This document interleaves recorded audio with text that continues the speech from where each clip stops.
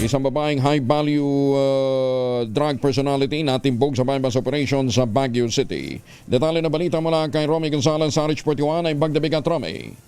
Natiklong isang babaeng high-value individual drug personality matapos magbenta ng illegal na droga sa ikinasang bypass operation ng mga otoridad sa Iscrino Hill, Baguio City. Nagbenta ang 32 anyos na suspect ng residente sa Fairview Village, Baguio City nang humigit kumulang 1 gramo ng hinihinalang shabu na may standard drug price na 6,800 pesos.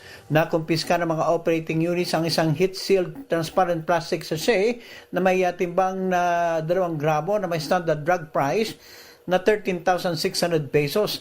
Nasamsam din sa kanya ang budol at bypass money na ginamit ng mga pulis sa naturang anti-drug operation at iba pang personal na gamit ng suspect.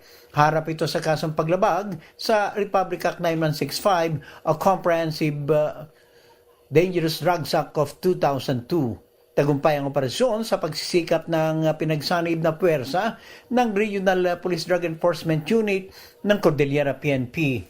Ito si RS41 Romy Gonzalez para sa DZRH. Una sa Pilipinas, una sa Pilipino. Maraming salamat, Romy. Just Gina.